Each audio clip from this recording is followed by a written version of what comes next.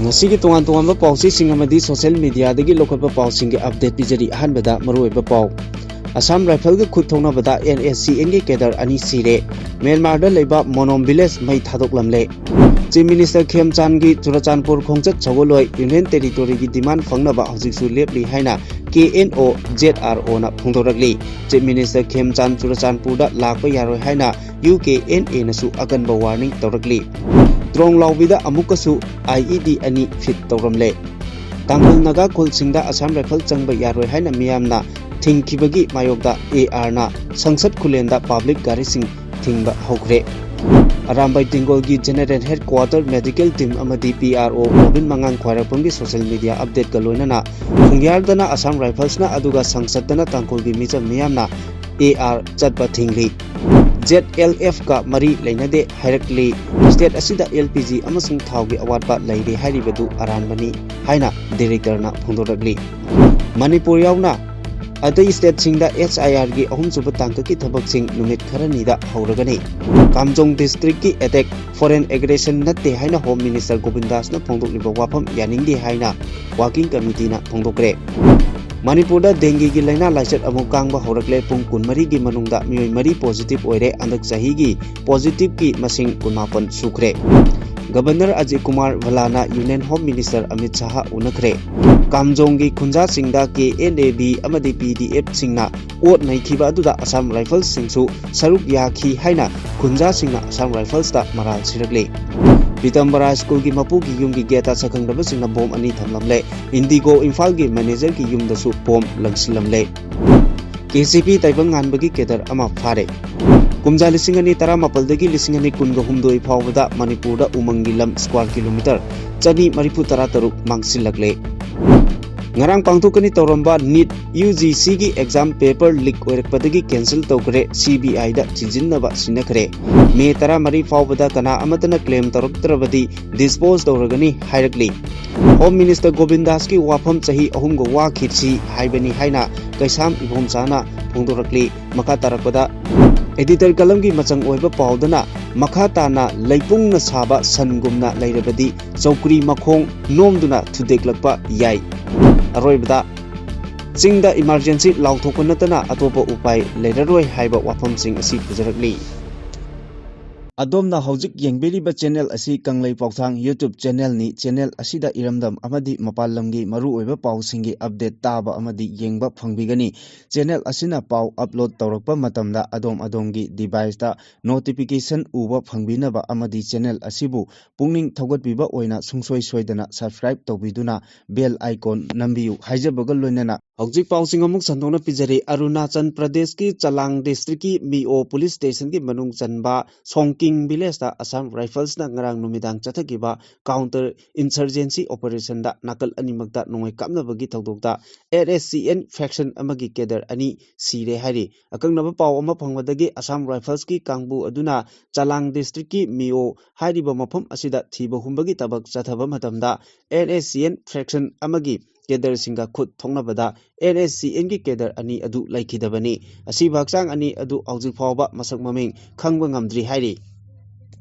Kamjong district ke Molnoi Kuki village da KNAB amadi junta ga khut thongnabada junta na KNAB gi kem tamna drone bombing attack torokpada Kuki gi yum kun go humdoi maina tumna chakre hari amaromdana social media gi platform khara da NSCN Eastern Flanki Kangbuna Molnom Kuki village da attack tawduna yum mai thare haina sandokliba paw aduda yauriba Kasom Khulen haribadu aranbani haina police ki maikaidagi sengdorakli Molnom village mai thare hariba mafam adu Kamjong district ki Manipur gi ngamkhaidagi border pillar number 113 da kilometer ani rom changsillaga leiba mafam amadani thodok thokliba mafam adu India gi manungda thokpa thodok wathok ama nati haina Manipur police na thadorakpa social media platform amada hairi adumakpu kanagumba kharanadi thodok adu Manipur gi Kamjong district ta thokpa thodok oina uhannaba yamna kana honabagi mami tari Chief Minister Y Khemchan gi Churachandpur khongchat chagoloi haina KNO amadi ZRO gi cherol amana hairakli KNO amadi ZRO gi apunba cherol asina makhata na hai Kuki National Organization KNO amadi Zomi Reunification Organization ZRO gi apunba mifam ama ngarang ZRO gi president gi yumda pangthok tuna lagliba me 15 da Chief Minister Yumnam Khemchandna Churachandpurda laknabagidamak siliba thorum asida saruk yadanaba warep yauna tongan warep manga lokhi hairi warep sing adudi WhatsApp channel sing Facebook page sing amadi WhatsApp group na singba social media ki khutangda kanglup masel gi marakta yengthinaba yabo wafam kaya paksana sandurakliba asida midyeng changba khongthang asi mapung phanaba organization animaki Information and Public Relations Department gi oiba apunba monitoring cell ama semba kumja lising ani kungo humdoi me ahumgi matungda loop ani asina taliba union territory gi demand phangnaba haujiksu lepli makha taba warep ama laudriba phawbadi warep asida ahongba amata leiroi common oiba political movement aduda midyeng thamduna kuki jomi haibo hai asi sijinaba jomi luchingba singna KNO da haurakhi adumakpu kuki jo haiba mingthol asigi matangda amuk hana khanaba political dialogue ki matangda yengsinnaba amadi loop amana amada mateng pangnabagi central working committee ama sembagi matangda Mathangi mifamda putoktuna khanaba amadi chatliba me 15 da Chief Minister Y Khemchandna Churachandpurda laknaba thorangliba asida loop ani asina saruk yadaba haiba warep sing amata oina yanaki hairi nakal amaromdana Nansu group ama oiriba United Kuki National Army UKNA gi maigedagi Chief Minister Khemchand gi Churachandpur khongsat yaningdaba phongtokladuna Chief Minister Yumnam Khemchand Churachandpurda lakpa yaroi haina section wa thamlakli Look asina thadorok pachirol asida hai lakliba me 15 da Chief Minister na Churachandpurda lakani hairiba thorang tawriba si kuki gi miyamda kaihoba oina thokani kuki area singda lairiba village chief sing community leader sing amadi civil society organization sing nasu Chief Minister gi khongsat asibu sawatba yaroi front line area ni haina mangjongnana lauthokraba mafamda Chief Minister na changlakpada kanagumba lanai miyoi natraga loop amatana mateng pibasu yaroi karigumba wafam asi thoksadaduna Churachandpurda Chief Minister lakpa tarabadi maduda thorakpa afafatagi tekchak pumnamak thorom asibu silli langliba sing amadi chogoliba singna pujagadabani political solution poraktringaida maitei gi luchingba natraga organization amataga kuki singna namna tariba mafamda changlakpa yaroi lengaki employee sing amadi state service da lairiba singnasu Chief Minister ki khongsat asiga mari leinana masagi official duty dagi national duty na hena maru oina logadabani loinana kuki job furuki separate administration natraga legislature leiba union territory sembagi demand phangnaba honagani haiba akanba wafam sing thamlakli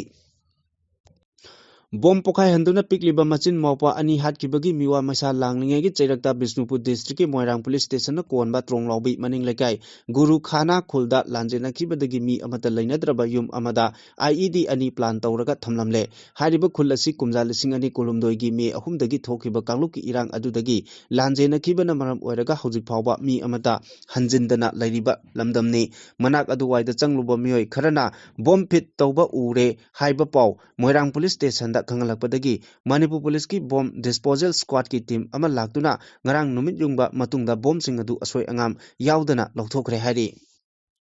Makha tarakpa pawda Ukhrul amasung Kamjong district ta Haujik Kuki amasung Tangkol Naga ani gi marakta ungkhatnabagi thawdok thokliba asigi marakta Assam Rifles na michang mikhai naina thabak tawi haina Tangkol gi yamlaba nupi singna lambi gi mafam kayada Assam Rifles ki gari thingbagi laman khumba manba mongda ngarang ayuk pung 10 rom taba matamda Imphal gi Fongyar highway gi sangsat khulenda Assam Rifles na lambi asida chachok chasin tawriba public ki gari sing thingduna thamkhre thawdok asiga mari lainana social media da thagalakiba viral video amada mamai mamit khumba Assam Rifles personnel singna Imphal gi Fongyar highway da lakpa gari sing thingduna thamki thawdok aduda passenger singi maikaidagi gari gi damakta Assam Rifles na lambi asida chathok chasin tawriba gari sing thingbagi maram gari gino haina hangbagi ungkhatnabagi thawdok kayasu thokpa ukhi thawdok adugi matangda security personnel singna camera kapadasu athingba piki loinana makhoi masak khangdanaba haiduna makhoi gi mark sing adu ngahak laitana sem sabasu uki duty tawriba Assam Rifles ki kangbu adugi maikaidagi makhoi gi convoy amasung mafam aduda thinglaga thamli haina ngangnaba taki public ki gari sing amasung lanai gari sing khamduna thamliba adugi matangda maram amata pikide atopa pawgi source amanadi Indo Myanmar border romda lakpa Assam Rifles ki convoy ama yamlaba nupi singla Fongyar headquarters da khamhallaga namduna mamai leiraga halankre Sorde Kamjong amasung Kamjong district lakpa Assam Rifles ki gari singsu ngarang ayu angan badagi hoduna Marshland village da yamlaba nupi singna thatuna thamki hari ngarang su Indo Myanmar border tamna lakiba Assam Rifles ki convoy ama local khunja singna Wangli village da thatuna thamki thodok aduda Assam Rifles amasung khunja singi marakta ungkhanaba thodok su thoki thodok aduda khunja singi maikei degi haukiba megi taret ki ayu angan mada Myanmar gi laloba KNAB amadi PDF na International Border Lansilaktuna Kamjong District ki Choro Wangli amadi Namli da attack chathakiba aduda Assam Rifles na chauna mateng pangsilli haina pendaba wafam kayasu phongdokhibani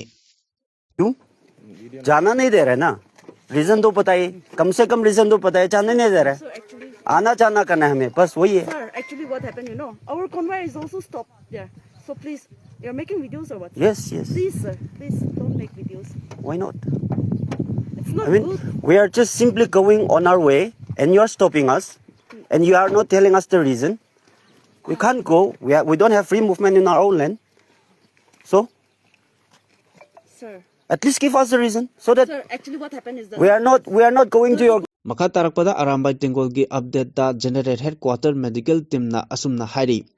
telaba matamda lam lapa nakpa thidana kudak ki punba ngamba lingjen manaba asibu kalak mihoba matau tambadi ngamjadaba kayanani ngasi lai sariba karemnariba mayamsi Arambai Tengol di ninganaba laite matam pumna makta ima leba kidamak sem saduna leiri yaifare haina asumna phongdorakli Makha tarakpada Arambai Tengol gi PRO Robin Mangang khwairakpamna asumna amuk hari Aikoina honarisi vote khomba nate company yaunaba mi khomba chu nate ireipak asi kanminasi haibagi masel tachin khomjinnabagi masida aikoi masel gi marakta kalak kanjawba aikoibu lana badanam tauba leipaki thabakna sungyaw yawdaba singna wachoi ngangba tobiganu nasa 12 May 2026 Tuesday numit asidasu senjam amadi Chaprogi thongna pharaba naha nipu mangana ibudo pakhangba gi mingda Arambai yawbirakhi pumnamakpu thagachari haina phongdokli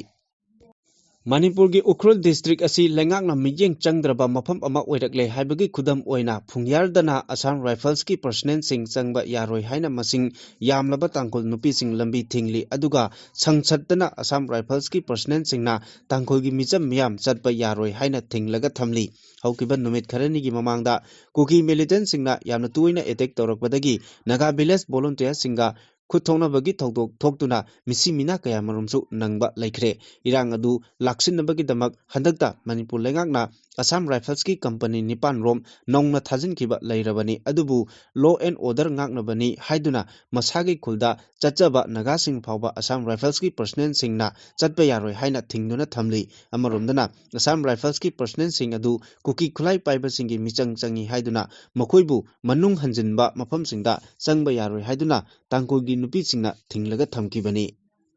Ngarang Security Force na Churachandpur dagi Pumjamang Taithul Koba Jongam Liberation Front ki Commander in Chief Phare hairibadu IDP micham amada maral thangchinbani hairiba miyoi adusu front asiga Karigumba hiram amatada mari leinade hairi Chirolasina makhatana hai Jongam Liberation Front asi smuggling drug trafficking ki thong amata chenade front asina lanai miyoi sing natraga IDP sing namduna lup asida yaunaba honakibachu laite lup asigi maikidigi ngasi phawba operation conflict natraga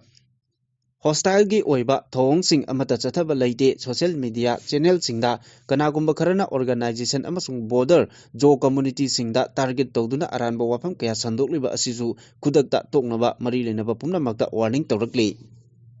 State asida LPG amasung petroleum product ki awatpa leire haina phongdoknarikiba pawsing asi aranbani thong asi consumer sing amasung miyambu lana lamjingnaba aranba pawni haina CAFNPD gi director Yumnam Nelson na thadorokpa chirol amana haidi chirol asina makata na hai state asida LPG petrol amasung diesel gi awatpa leite haibasi state level coordinator Indian Oil Corporation Limited na confirm tawre state asida LPG amasung petroleum product sing asi stock ta marang kaina leiri loinana state asigi oina hariba polamsing asi supply tawbagi thabaksi yamna smooth oina su chathari state asida LPG amasung petroleum products sing asi stock to marang kaina leiba maramna ayatpa apunba amata yaudana consumer singda amasung miyamda yenthokpagi thabaksing tawri maram asina miyamna panic buying natraga karisu natabada petroleum products sing asi paisinduna thamba tawbidanaba department gi maikidigi consumer singda appeal tawri asigumba thong sing asina kudong thiba thokan basu yai kanagumba singna hariba polam sing asi paisinduna black market na singma singi thong sing chatharaklabadi chap chaba action lokhatkani Manipur yauna state sing amasung union territory kungani thoida voter list special incentive revision SIR gi ahum suba tangkaki thabak sing lakliba numit kharani gi manung asida haunabagi damak election commission of India ECI na sem sare haina commission asigi officer amana phongdokre voter koti nempu revision tawgadoriba thabak asi Kerala Assam Pondicherry Tamil Nadu amasung West Bengal gi mikhan leibana matam khara thindaduna lakibani adubu numit kharani gi manungda SIR gi thabak asi haugadabani haujik phawbagi lebak asigi oina state tara amasung union territory ahumda SIR asi pangthokre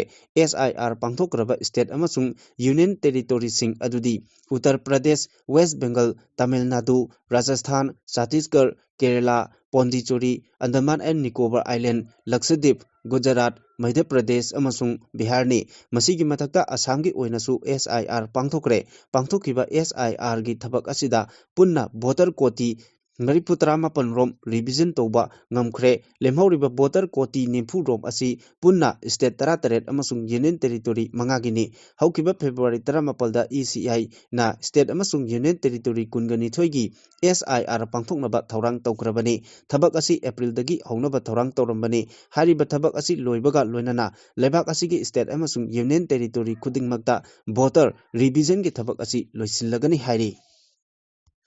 Kamjong district ki manung chanba Namli Wangli amasung Zoro da andak Myanmar da base tawba KNAB na attack chathakiba thawdok adugi matangda Home Minister Govindas Konthokjamna thawdok asi foreign aggression natti haina phongdokkiba adu akanwa mongda yaningde haina Tangkhul Nagalong Working Committee na thadokpa cherol amana phongdorakli cherol asina makata na hai Home Minister na phongdokkiba wafam adu yamna laibak thiba amani thawong adu Home Minister na kuki narco terrorist sing adu phongna lotsinaba khonabani Home Minister na phongdokliba wafam aduna miyamda chamamna hanbata natana attack aduna maram oiraga yumkai lanthung kaya mang taktuna awaba mayoknariba Tangkhul Naga singda ikaiba pibani thawdok adu KNAB na ngamkhai lana changsillaklaga chathagibani haibagi mitna uba sakhi sapon kayasu lairi masigi mathakta Assam Rifles na KNAB gi makhutagi haukiba me mapalda makhoina phaduna pukiba Tangkhul Naga nupi ama rescue tawkiba aduna thawdok asi foreign aggression ni haiba mayek sengna taklabani nupi adu KNAB amasung village volunteer eastern zone ki kangbuna Namli dagi phaduna pukhibani masigi mathakta me taret ki ayu anganbada thokiba thawdok aduga mari lenana Kamjong police station ki FIR number 0505 2026 CSD PS ki makhada register tawkiba su moto case amadasu matung inna KNAB ni chingnaba afaba makhagi khulaising paiba miyoi yankai umburomna Choro village da Indo Myanmar border ngamkhai lana changlaklaga terrorist ki attack adu chathagibani haina mayek sengna palli asigumba khudam changdam kaya leirabasu Home Minister gi maikidigi thawdok adu external aggression natte haina karamna haigadoribano Home Minister gi maikidigi thawdok adu gi matangda official report amata submit tawrakpa leitri adubu thawdok asigi matangda Kamjong police station da KNAB ni chingnaba singna attack adu chathagibani haina su moto register tawrabasu Home Minister gi maikidigi asigumba daite yaudaba wangang sing asi karamna phongdokhibano mahaki statement adu Deputy Chief Minister Nemcha Kipgen gi influence makhada tawkhibara haina hanglakli Haukiba chahida Manipurda dengue gi laina laichatna miyam pumna mak mipaiba pokna bagi mihun thahun hanthabada ngairi ngaida amuk nongna dengue gi laina laichat kangbagi pau lakpa hore haukiba chahi 2015 da miyoi 1500 ki matakta dengue positive oikhi amasung miyoi ama sikhibagi record asina Manipurda dengue na bagi chang khwaidagi wangba chahi oikhi handak chahi asigi oina haukiba pung 13 da miyoi mari positive oiba thengnare miyoi mari adu ahum amana Imphal East district takini aduga amana Imphal West District Tagini, Manipur Lengaki Health Services na Fongba report ki matung ina, Sahi Asigi Oina Dengi Nanaba Miki Masing, Anoba Mari Asi Tharaga Apunba Masing, Kungamapan Sukre, Imphal East District ki Oina Mioitara Mari positive Oikre, Imphal West ki Oina Mioitaret, Bisnupur District ki Mari Kangpokpi ki Ani, Kakching Ukrul amamam positive oikre sahi asigi oina hauji phawbada positive oibagi record laitriba district sing adudi Churachandpur Ferrol Thobal Kamjong Chenapati Tamenglong Chandel Jiribam None amasung Tengnopal ni sahi sigi oinadi mi sibagi pawsu laitri Manipur ki Governor Ajay Kumar Bhala amadi Andhra Pradesh ki Chief Minister N Chandrababu Naidu na ngarang Union Home Minister Amit Shah unaduna wari chanakre Governor Bhala na Union Home Minister unakibada Manipur ki hojik oriba security ki pibam kubna khana nainaki state lengang na paikhat liba chawkot thawrangi matangda su marik chumba pawdam ama Union Minister da pikhi hairi Chief Minister Yumnam Khemchana lusingmat lengak ama leirakhraba matungda state asigi tongan ba mafamda operation chathaduna kulai kaya phagatpa amadi popi pambi mang takhan bagi matangda su governor na marik chumba pawdam pikhi kanglup ki irang na maram oiraga lanjena duna leiriba miyoi singna masa masa gi mayumda asoi angam amata yaudana hanjil hanabagi matangda lengak na lokhot liba thawrang singi matangda su pawdam pikhi governor amadi Union Home Minister na Manipur da khunda mainariba kanglup masel gi manakta wakhal tanadabadagi thodok makha tana thokhandanaba irang lokhotpagi matangda su khanaki Thasi ki tarit ki ayuangan bada Myanmar da base toba kuki National Army Burma KNB amasung People's Democratic Front PDF kedar singna Kamjong District ki Myanmar ga taina bada leiba Takul Naga ki khul ahum haibadi Namli Wangli amasung Joro da nomai kapsinduna yummai thaduna attack chathakiba khunja sing ot naikiba tawkiba thodok sing aduda Assam Rifle singsu attack aduda saruk yakhi haina khunja singna maral sikre Ukhrul Times na report tawkibagi matung inna Assam Rifles ti khul sing aduda rescue operation chathaduna amadi mafam sing aduda shanti amasung security lainaba patrolling sing chatki haina phongdokkiba laikhrabani Ukhrul Times ki report asina makhata na hai Choro khulgi village chief Phongriyam Asarina loba media interview amagi matung innadi haukiba me tarit ki namli wangli amadi Choro khulda chathakiba attack adu ki NAB amasung PDF ki kadar singna chathakibani haibasi khunja singna mitna uhoba thodok singni militant sing aduna makoi KNAB amasung PDF ki kedar singni haina sak takchakibaga loinana mamangda NSCN na makoi gi kedar sing hatkibagi video sing khunja singda utuna thodok adugi laman khumgani haina phongdok laduna hariba attack adu chathakibani haiba wapam phongdokhi Ngarang ayuk pung mga minit ni pung mga rom taba matamda Porompat Police Station ki manung chanba Brahmapur Guru Aribam laikai da laiba Guru Aribam Bhavananda Sharma sahi angkai matoi apokpa laikidraba G Vinod Kumar Sharma gi geta masak khangdaba singna hand grenade ani thamlambadagi police amadi bomb squad ki kangbuna asoi angam yauduna lokhatkre paw asina makata na high grenade hand grenade ani adu amuba machugi plastic khaw amada haptuna thamlambani khaw adugi manungda warning KCP PWG haina thaba che amasu yaronki paw asina makhata ribadi bom thamlamliba Guru Aribam Bhavananda Kwakatel da leiba Pitambara English School gi chairman oibata natana Palace Compound da leiba Kripadasini Advanced Hospital and Research Institute ki director su oiba misakni hairi nakal amaromdana nongyai matung pung 12 minute ni pung rom taba matamda Imphal East District ke Kongpal Khaithem Laikai Indigo Imphal ge manager oiba Ningthogjam Chunil gi yumda sakhangdaba singna bom ama langsilamle bom adu mahaki ka manungda taki adubu pokhai hogdabadagi bom expert ki kangbuna lokhatkre hauji phawbagi oinadi bom adu kanana kari maramgi damak langsilamlibano haiba khangba ngamdri thodok adubu maike adungi miyamna yaningdaba pongdoktuna wakat khongjang changsinkre Kakching Police Station ke manung chanba Irengban Haraurau Mayai Likai dagi security force na KCP Taibangan ba group ki active cadre ama faraba KCP Taibangan bagi group ki active cadre adugi mameng Laisangthem Ibungo Singh sahi yangkai kawi mahak Kakching district ki manung chanba Irengban Haraurau awang Likai dagi ni mangon dagi automatic rifles yauna tongan ba nongmai mari tongan ba nongmai gi maru ahang ba magazine 35 51 HE bomb ama pera bomb ani detonator trama thoi lethot shell mari kapthok triba nongmegi maru lisingama chamapan mariputra humdoi amasung mobile phone amasu phangle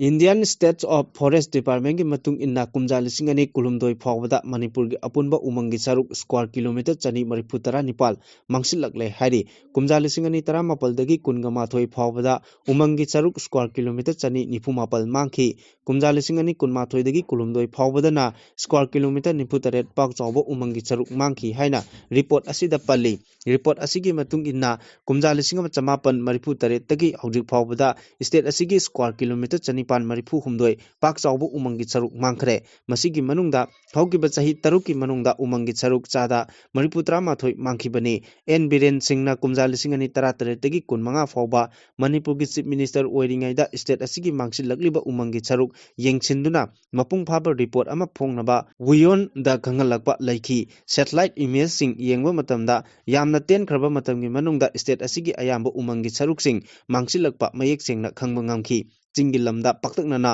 umang koktoklaga popi pambi thajilaktuna umang mangsilaknabagi matangda khwaidagi maru oiba maram oiri masina maram oiraga mahusagi khal kahelaktuna state asida khundariba miyamda khudongchadaba kaya marum mayokna halakli umang koktokpa amasung popi thabagi thawong thingnabagi pandamda matam adugi lengakna war on drugs lauthokhibaga loinana lupa crore lising humpurongi mayai kaba drug phaba ngamkhibani Lebak asigi oina chahi asida MBBS tamnaba NEET UGC lisingani kuntaruk exam pangthokani haina tawrambadu Rajasthan da paper leak oirakpadagi yaithokre thogdok asiga mari lainana National Testing Agency gi maikeidagi phongdokhibada exam asigi tamak paper leak oire hairiba asigi matangda mari lainaba law enforcement agency singna information sing collection tawraba matungda pirakpa report ki matung inna exam asi yaithokhibani exam asi nongna pangthoklagani lakadori numit kharani asida exam asi kari numita pangthokani haibadu laukhthoklagani sahi asida MBBS tamnabagi damak ngarang NEET UGC lisingani kuntaruk exam asida lebak asigi oina punna mahiroi lak kungani thoi rom thanaba thorang tawrangkhibani exam asigi paper Rajasthan da leak oire haina phongdokna rakhiba adugi matangda state police ki special operation group na thijilaba matungda exam asi yaithokhibani exam asi tawgadaba numit khumni gi mangoinana khutna iba question set ama leak oirakhi exam asigi punna mark chatet kungi manungda mark chatruk romgi question chamani pudi NEET UGC singani kuntarukta hangnaba sem sariba aduga hand writing da leak oirakliba asiga chap manakhi Haukiba tang taramathoi gi ahing nongyai matung pung 12 minute kunrom tabada Babuparada leiba Shiv Sena office mamangda khongna chalamba chakhangdaba mioi ama angoba machugi Maruti Alto amana thomlammi haina Imphal West ki SP control room da paw lakpadagi khudakta Imphal police station gi team amana mafam aduda chatuna soklaba mioi adu Rims hospital da pukatuna laikanaki loinana thodok asiga mari lainana su moto case ama lokhatuna investigation gi damak register tawki mahak adumakpu hariba victim asi numit adugi ayu anganba pung 3 minute nifuni thoi taba matamda laikanaba ngamtana laikidre mioi adu hojiksu masak mameng khangba ngamdri mioi asi tha asigi taramari fawbugi manungda kanagumba amatana laktuna claim tawradrabadi mari leinaba authority dagi ayaba lawraba matungda dispose tawragani laikidraba mioi asi Kuchu mui fit manga rom wangi masa pai sahi yangkai romgi lenga oigani masam mui yamna sangbasu oide higok masugi t-shirt ama amubo masugi jacket ama higok masugi jean ama amasung higok masugi sports shoe amasu tongi hairi Haukiba April kunga manga da kokomi gi wahang taret ki paukhumda Home Minister Govind Das na su lokthopagi thabak asi state khaktana ngamde central government ki khutta lai laloba singi irang asi central government na inglisingani kunga mapan phawda loisilagani haibasi haukiba chahi ahum asida Manipur Kanglaipa ki chingmi tamina waba yaba wakrabasu chahi ahum amaga amuk wakho haibaga chap manai Manipur amasung Delhi gi BJP government na Manipur miyam gi awaba chaitheng miyam asi loisinba pamde maramdi haukiba MP gi election da Manipur da BJP na sarkar pairabasu MP gi seat ani leibada BJP gi oiba MP amata Manipur gi praja miyam na thagat khide Delhi gi BJP sarkar na Manipur praja bu ot naiba pami Manipur miyam gi yaifanaba thabak amata tawba pamde madugi khudamdi haukiba chahida Manipurdagi Prime Minister unanaba chatkiba MLA amata Prime Minister unaduna wari sanabagi matam amata